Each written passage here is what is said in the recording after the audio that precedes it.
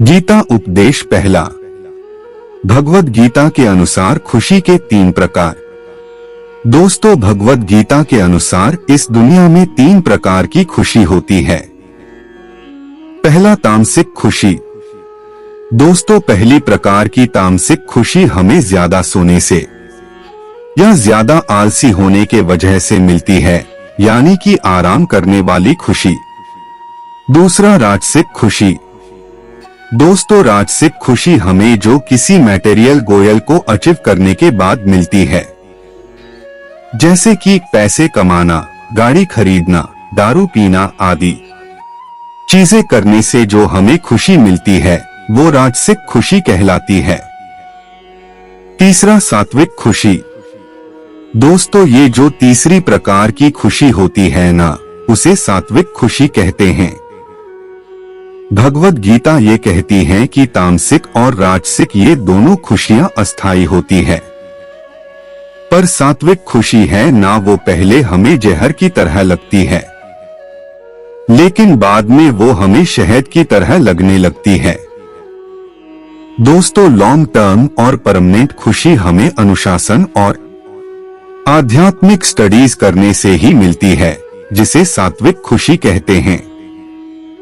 दोस्तों, आप ज्यादातर किस तरह की खुशी में होते हैं?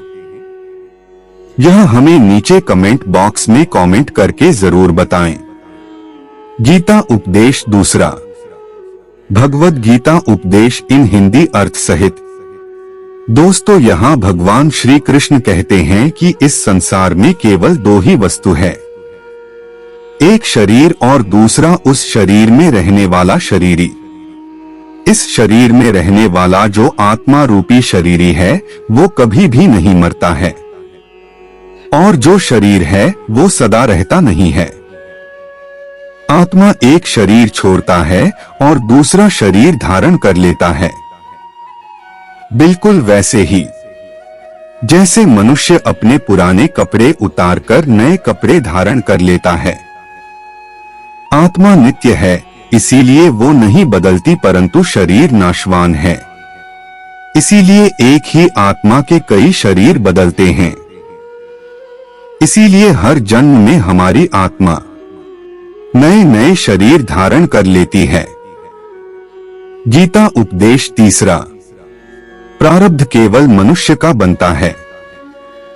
दोस्तों, यहाँ भगवान श्री कृष्ण कहते हैं कि अगर कोई सांप किसी मनुष्य को आकर काटता है तो उस सांप को उसका पाप नहीं लगेगा, और ठीक उसी तरह शेर दूसरे जानवर की हत्या करता है तो उसका उसे पाप नहीं लगेगा। या बकरी का उदाहरण लीजिए, बकरी किसी की हत्या नहीं करती है और सिर्फ घास खाती है, तो इस कारण वो पुण्य की भागी नहीं बनती।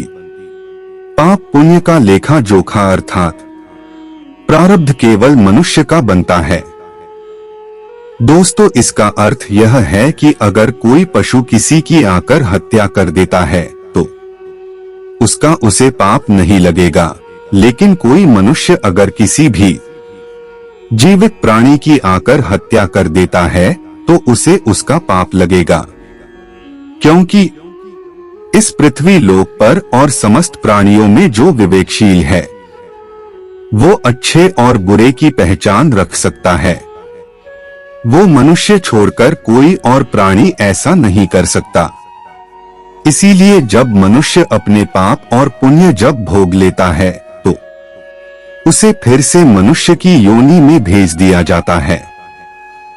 गीता उपदेश चौथा। एक ही कर्म किसी के लिए पाप बन जाता है और दूसरे के लिए पुण्य बन जाता है।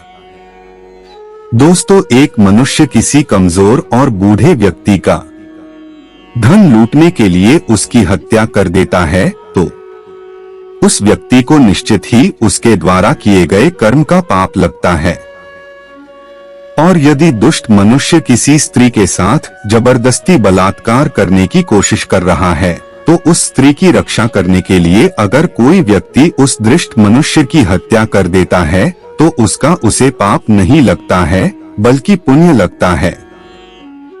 दोस्तों, कर्म तो वही रहा, किसी की हत्या करना, परंतु उस कर्म के पीछे की भावना क्या है और मारने वाले की नियत क्या है, इसी के फर्क से ही एक ही कर्म किसी के लिए पाप हो सकता है और दूसरे के लिए पुण्य हो सकता है। जिस भावना और नियत से मनुष्य कर्म करता है, उस नियत के कारण एक ही कर्म किसी के लिए पाप बन जाता है और किसी के लिए पुण्य बन जाता है। कर्म के इस ज्ञान के द्वारा ही मनुष्य को कर्म, विकर्म और अकर्म की पहचान होती है। दोस्तों, इसका अर्थ यह है कि मनुष्य जब निष्काम भावना से कर्म करता है तो उस कर्म का फल उसे नहीं भोगना पड़ता है, इसीलिए वो अकर्म हो जाता है।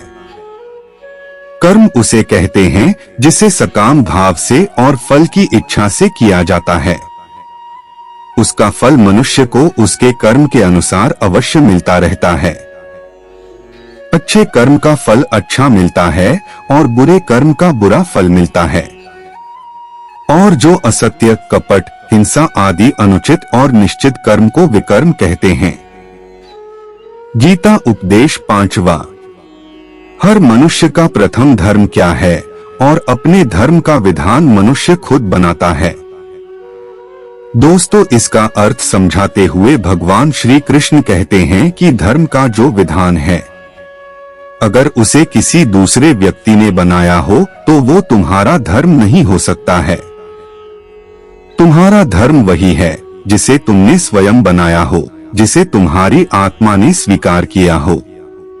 धर्म एक व्यक्तिगत चीज है जिसका फैसला व्यक्ति को खुद लेना पड़ता है। जय श्री कृष्णा। आज के वीडियो में आज के लिए बस इतना ही। मिलते हैं फिर अगले वीडियो में। जय हिंद, जय भारत।